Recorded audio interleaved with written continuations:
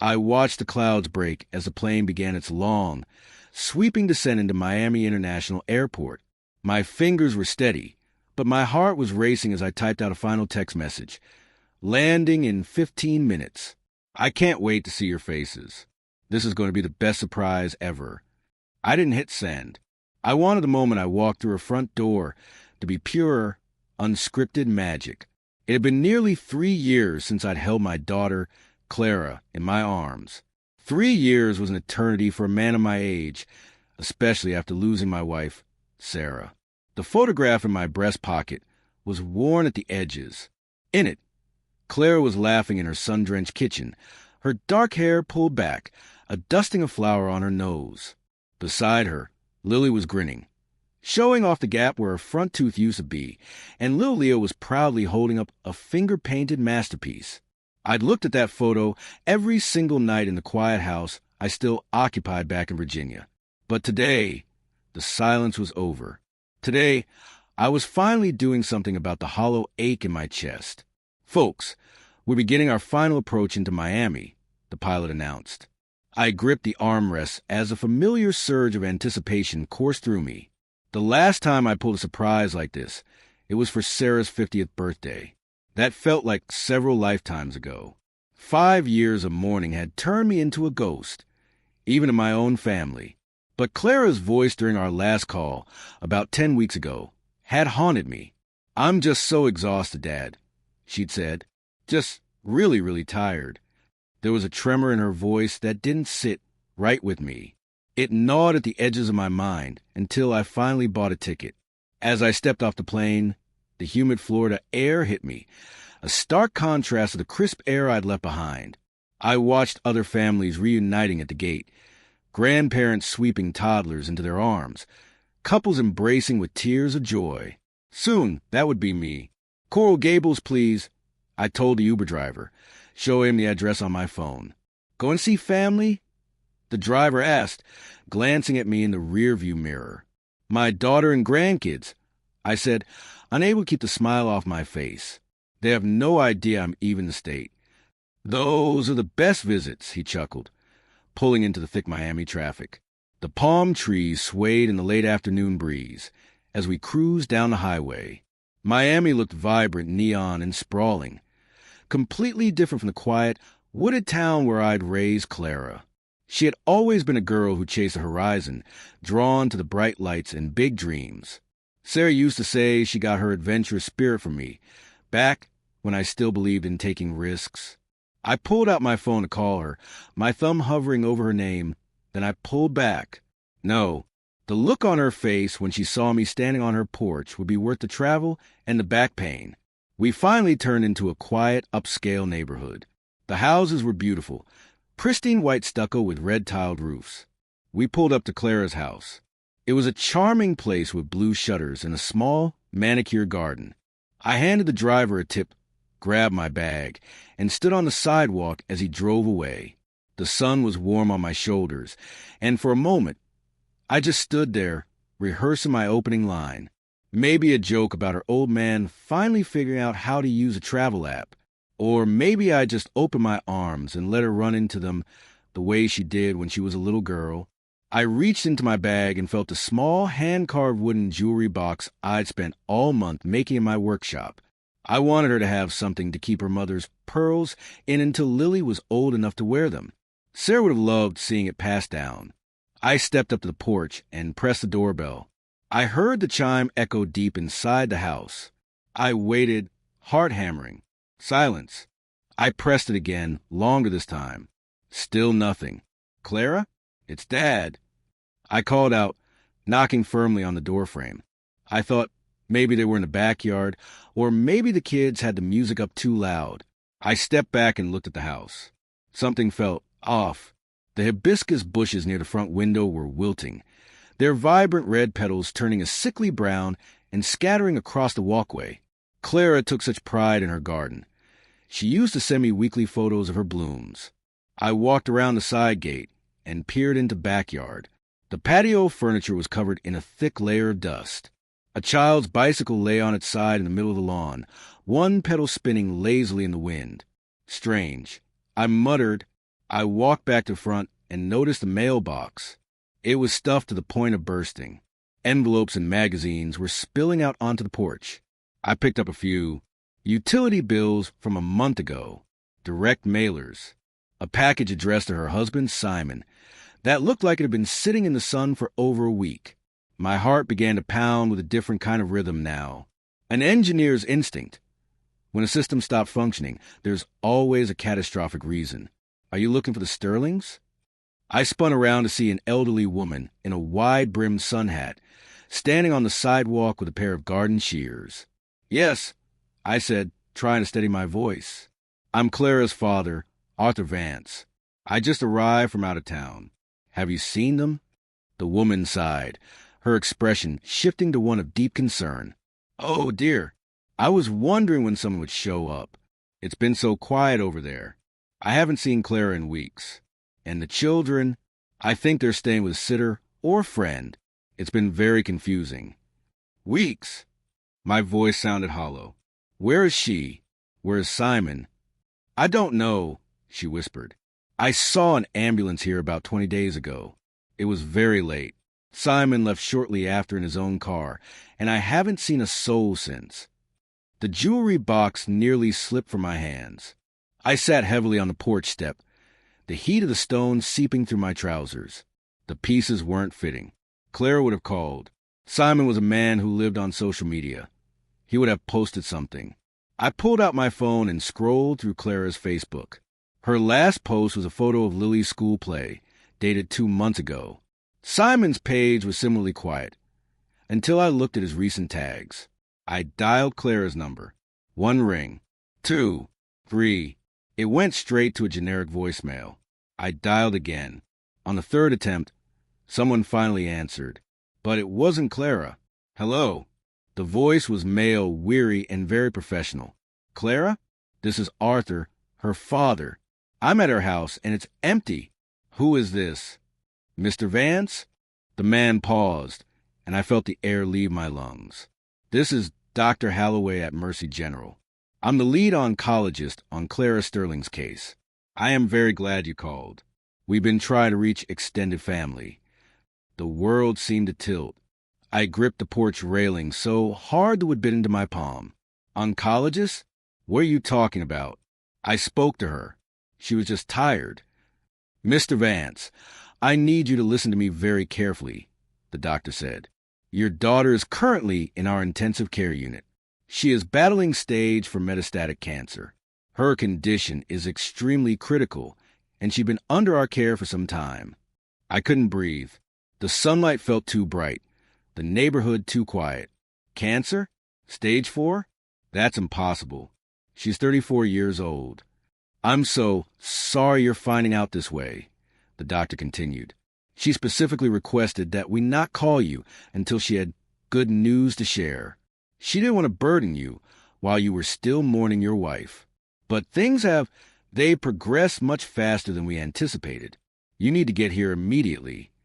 Whereas Simon, I croaked. Why isn't he there? Why haven't I heard from him? I can't speak to Mr. Sterling's whereabouts, the doctor said cautiously. He was here for the initial intake, but we haven't seen him in several days. Please, Mr. Vance, come to Mercy General, room 412. I hung up, my hand shaking so violently I nearly dropped the phone. The neglected garden, the mail, the silence, it all made sense now. But Simon, where was the man who had promised to cherish her? I flagged down a taxi, my mind a whirlwind of terror and rage. The ride to the hospital felt like a descent into a nightmare.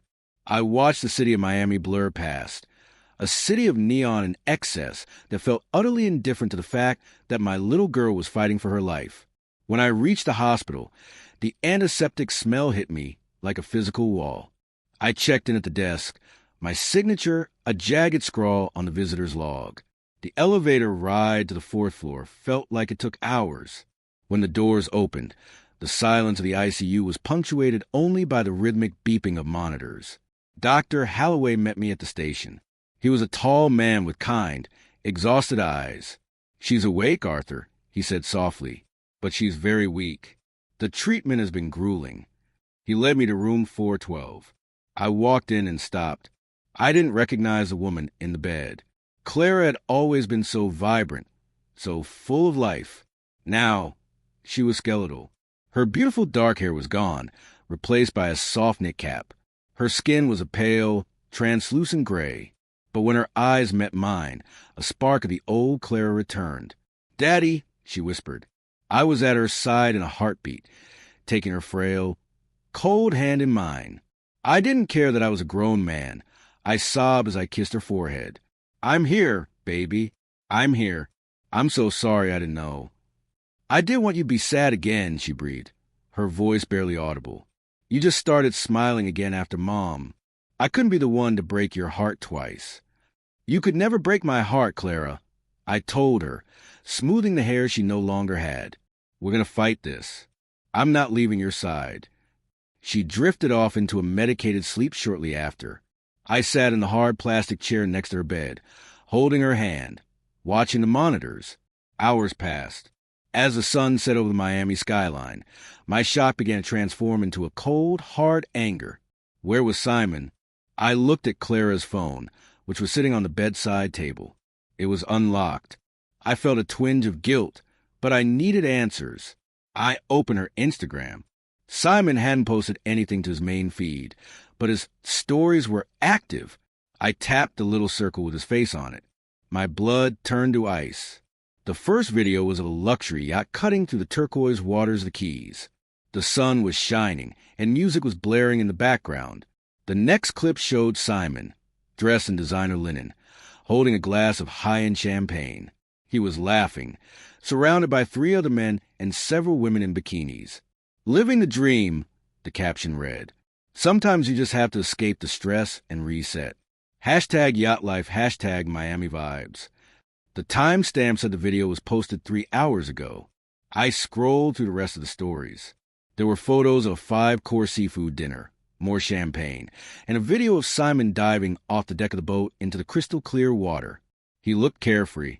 He looked like a man without a single worry in the world. While his wife was lying in a hospital bed, tubes snaked into her arms, wondering if she'd live to see her children grow up. I checked the children's whereabouts through Clara's texts. Simon had dropped them off with a temporary nanny he'd hired with emergency funds that I had provided. A year ago, Simon had come to me with a sob story. He said his car brokerage business was hit by the economy. He said they were struggling to keep up with the mortgage. He asked if I could set up a joint emergency account that he could access in case of family crises. Because I loved Clara, and because I wanted my grandkids to stay in that house, I'd moved a significant portion of my retirement savings, nearly $200,000, into an account Simon could access. "I'll only touch it if it's a matter of life and death, Arthur," he'd promised. "I want to make sure Clara never has to worry." I opened my banking app. My vision blurred as I saw the transaction history. Key West Yacht Charters, $18,000. Ocean Prime Dining, $1,200. Versace Boutique for $1,500. Luxury Concierge Services, $3,000. In the last 2 weeks alone, Simon had spent nearly $40,000 of my hard-earned money. He wasn't paying for Clara's medical bills. The hospital records showed the payments were lagging. He was using his wife's terminal illness as an excuse to go on a world-class bender, while the kids were left with a stranger.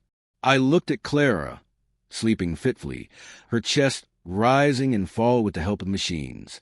I felt a rage I didn't know I was capable of. I was a civil engineer. I spent 40 years designing structures that could withstand pressure and time. I knew how to build, but I also knew how to demolish something that was structurally unsound. And Simon Sterling was a ruin. I stepped out of the room and found a quiet corner in the hospital lounge. My first call was to the bank. "This is Arthur Vance," I said, my voice like cold steel. "I need to revoke all authorized access to my joint account ending in 4492. Immediately." "I see Mr. Simon Sterling is an authorized signer," the teller said. "Are you reporting fraud?" "I'm reporting a change in status," I replied. "I want his name removed, his cards deactivated, and the remaining balance moved to a private, secure account in my name only. Now." Of course, Mr. Vance. We can process that immediately. You will also need to come in person to sign the documents tomorrow. Consider it done. Are the cards deactivated as of this moment? Yes, sir.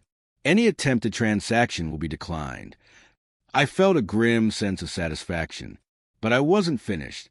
I called a family lawyer I knew in the area, an old friend of my late wife's. I explained the situation, the abandonment, the medical crisis, and the theft of funds. Arthur, if he's abandoned her in a hospital and is using her illness to fund a lifestyle, we can file for an emergency temporary custody order for the children and a freeze on all marital assets, the lawyer said. We can have him served by tomorrow morning. Do it, I said. I want him to have nothing. I want him to realize that his escape just became a permanent exile. I went back into Clara's room. I sat by her side and whispered, I've got you, Clara. The storm is over. I'm taking the helm now. I waited. I knew Simon would realize something was wrong soon enough. A man like him couldn't go an hour without swiping a card. An hour later, my phone buzzed. Simon was calling. I let it ring. He called again. And again. On the fifth time, I answered. Arthur? Arthur, is that you? Simon's voice was frantic, the sound of wind and water in the background. There's been some kind of mistake at the bank. I'm out with some potential investors, Big Fish Arthur, and my card was just declined for a $20,000 charter fee. It's incredibly embarrassing. Can you call them and clear it up? I think there was a glitch. It wasn't a glitch, Simon, I said, my voice terrifyingly calm. The line went quiet for a moment. What do you mean? Arthur, I need that money. These people expect a certain level of... I know exactly what you're doing, Simon. I interrupted. I'm sitting in room 412 at Mercy General. I'm holding Clara's hand. I've seen your Instagram. I've seen the yacht. I've seen the champagne. And I've seen the transaction history on my account. Arthur, wait. You don't understand. The stress of the diagnosis. I was falling apart. I just needed a few days to clear my head so I could be strong for her. You weren't falling apart, Simon. You were celebrating. You were spending my retirement and Clara's future on a vacation while she dies alone. You left my grandchildren with a stranger. Arthur, please, don't do this. I'll pay it back. I just need to finish this trip. If I don't pay the charter fee right now, they're going to dock the boat and call the police. I'll be stranded in the Keys. Then I suggest you start swimming, I said, because you are never touching a cent of my money again. I've already filed for emergency custody of Lily and Leo. I've already contacted the authorities regarding the misappropriation of funds. When you get back to Miami, if you can even find a way back, you'll find the locks changed at the house. Your things will be in a storage unit. And if you even think about coming to this hospital, I will have you removed in handcuffs. You can't do this. I'm her husband. Simon screamed. I could hear the panic in his voice, the sound of people in the background asking what was going on. You cease being a husband the moment you prioritize a party over her life. I said, Goodbye, Simon. Enjoy the view. It's the last luxury you'll ever have. I hung up. I felt a weight lift off my chest. But the battle was only half won. I had to focus on the person who mattered. Over the next few days, I became a permanent fixture in the ICU. I moved the kids into a suite near the hospital so they could see their mother every day. I hired the best private nurses. I sat with Clara through every chemotherapy session, every bout of nausea, every dark night of the soul. With Simon gone and the financial stress eliminated, Clara's spirit began to change. She stopped worrying about the burden she was causing and started focusing on the fight. Arthur Sterling reached out to me a week later. He had been served the papers and was reportedly living out a cheap motel, his investors having vanished the moment they realized he was penniless. He tried to sue for access to the house, but the evidence of his abandonment was overwhelming. 6 months later, we were in a different place. Not just physically, but emotionally. The North Carolina sunshine was softer than the Miami heat. We had moved into a beautiful house near the Blue Ridge Mountains, a place Clara had always dreamed of living. I'd sold the Miami house and used the proceeds to set up a trust for the kids and pay off her remaining medical debt. Clara was sitting on the back porch in a rocking chair, a thick blanket over her lap. Her hair was coming back in soft, dark curls. Lily and Leo were running through the tall grass, chasing a golden retriever puppy I'd bought them for Move. "Dad, look," Clara said, pointing to the horizon where the sun was setting behind the peaks. "It's beautiful." "It is, sweetheart," I said, handing her a mug of tea. The road had been long. There were surgeries, more rounds of treatment, and days where we weren't sure she'd make it. But 3 months ago, Dr. Holloway had called with the word we'd been praying for, remission. She still had a long way to go, but she was alive. She was here. Simon was a distant memory. The last I'd heard, he was working a dead-end job in a different state. His reputation in the luxury brokerage world completely destroyed.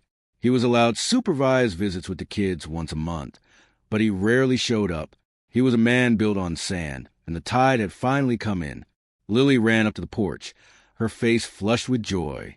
"Grandpa, look what Leo found." She held up a perfectly shaped river stone.